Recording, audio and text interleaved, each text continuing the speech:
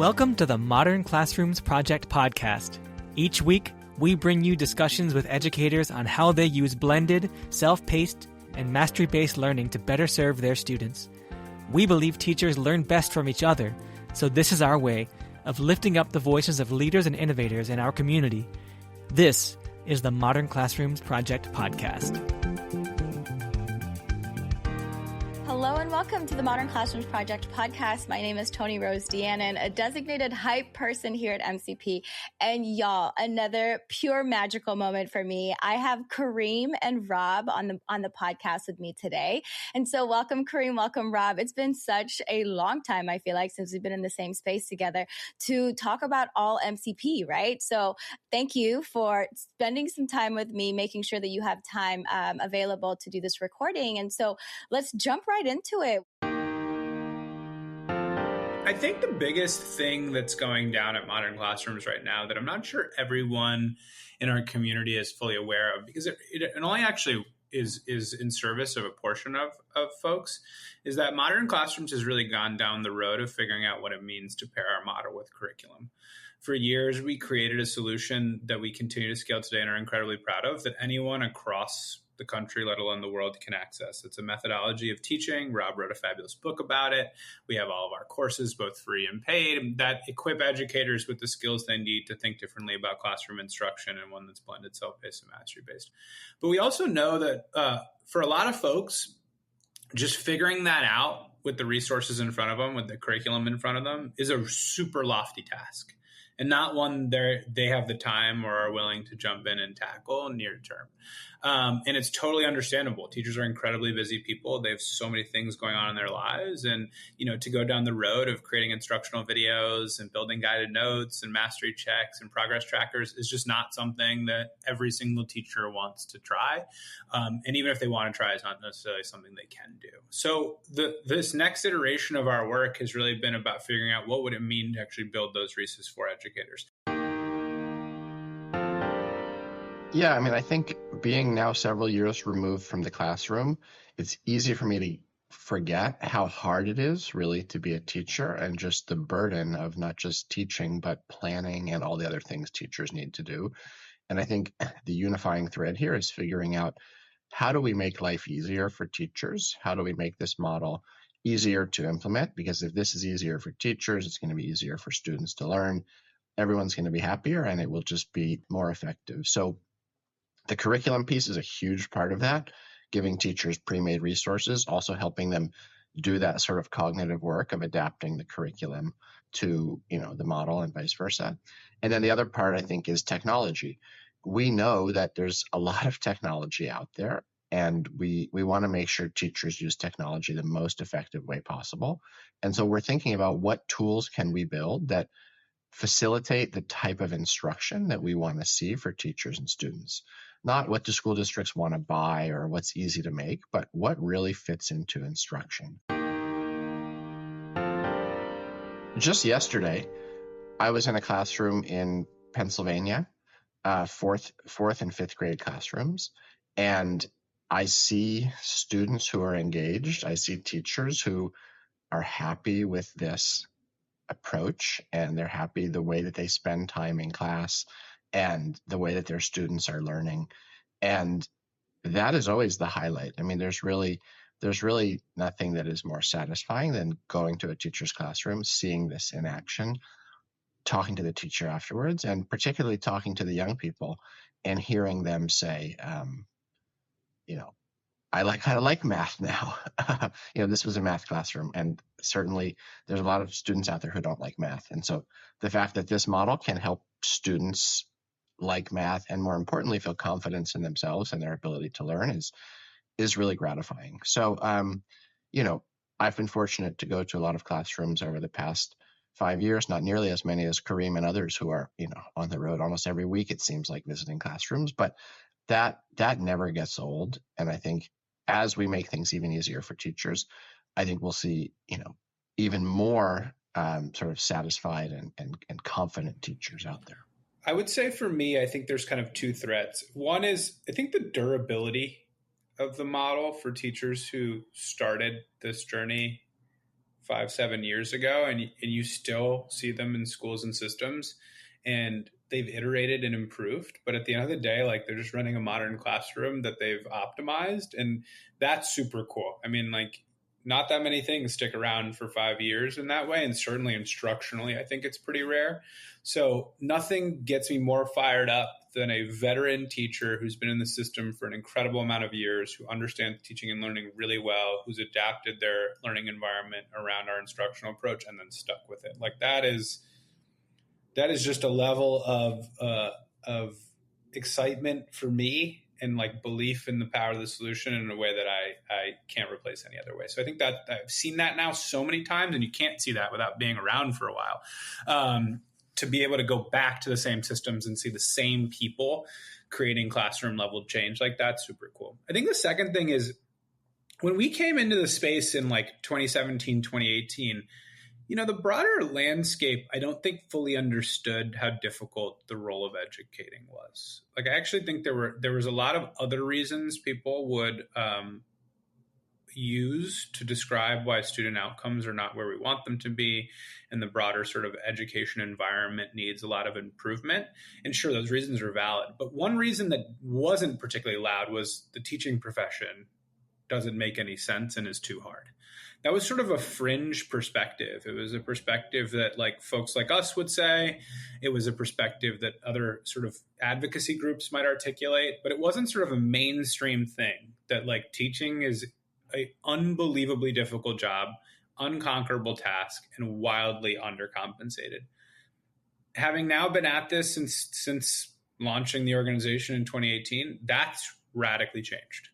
It is a common understanding amongst pretty much everyone I know, that's funders to school and district leaders to teachers to parents, that this job is too hard and needs to be made easier.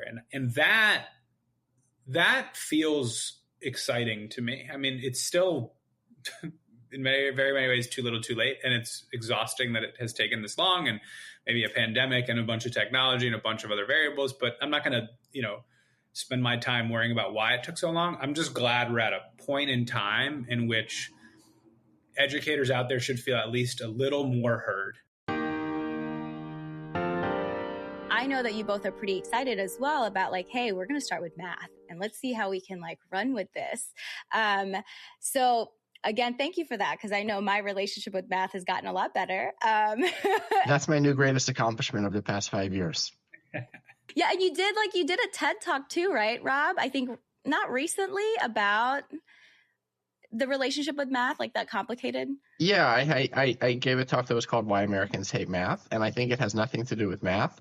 I think it just has to do with the way math makes people feel, and that comes from the way that math is taught, and that comes from the burdens, frankly, that are placed on educators, which is, you've got to get through X content in X amount of time, and that means teachers rush ahead when they know their students don't get it, and it's just not good for anyone. I mean, it is really tragic, in fact, just to see what math does to young people. And Kareem and I taught 11th and 12th grade math, so we saw the end of that, and it was, students had given up on themselves, and there's not much that is more depressing than young people giving up on themselves. And so yeah, I think that it's a big problem with math. It's why part of the reason we started with math. But I do want to, emphasize to the non-math teachers listening, this is starting with math. We think we can use curriculum with ELA, with science, with any curriculum out there.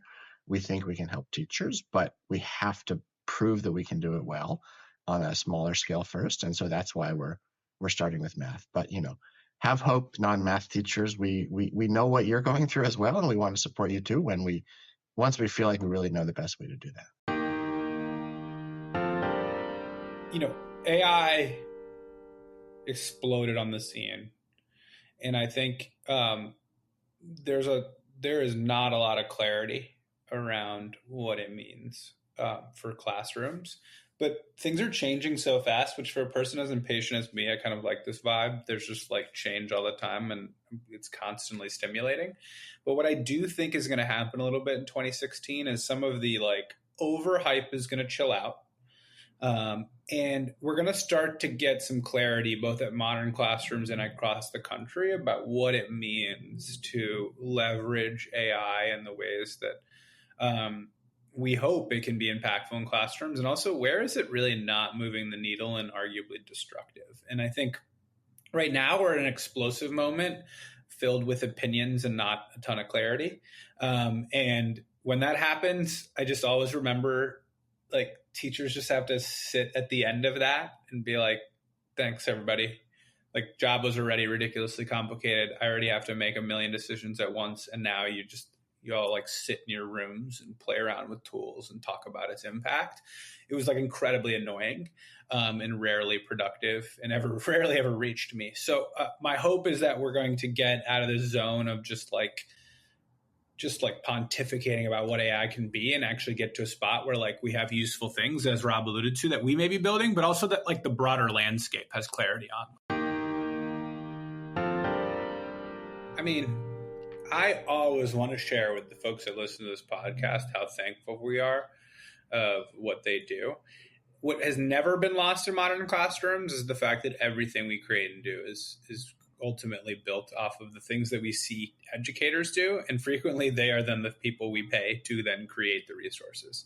So in many ways, our math curriculum solution that we're now deploying stemmed from the fact that Rob and I were in classrooms, like in DC, and we were like, they're teaching this curriculum with our model perfectly. Why don't we just create what they're doing for other teachers, right? It was as simple as that. It was like, there's a pathway here to make this easier for their peers, and it shouldn't be the responsibility of these two teachers to figure that out. So this has always been a movement. This has always been a community, and that should never change. And know that every single decision we make is rooted in the actual practices of educators. And every time we want to build and scale something, we are always going to lean on educators to do that. That is now in the versions that they currently exist today. It is teacher leaders helping train teachers, but it's also educators helping create content for us. Because I would much rather have an existing educator build resources for us than anyone else that we could bring in. So the biggest thing I have to say is just thank you. I'm extremely proud of what we've accomplished and what we do, and I think we give teachers amazing resources, but I also realize there's so much we can be doing better, more we can create, clearer we can explain. And so if you're listening, I ask you to think, what can this organization do better for you in your school, in your classroom, and let us know. And maybe we won't be able to do it. We're a small nonprofit organization, but we will try our best, because that's why we exist, is to serve teachers like you. So yeah, think about what we can do better and let us know, please. Thank you so much. It's that great reminder for teachers to be assertive, to advocate for their needs, right? Those are the skills that we want our students to be doing too. And so teachers, again, please let us know. And this is something I tell the teachers that I work with too. If there's a resource that you need, we probably already have it, y'all. And if we don't have it, if we have the capacity and the time, then we'll probably create it for you, because we know it'll probably impact not just you, but hundreds of teachers out there who are implementing the model.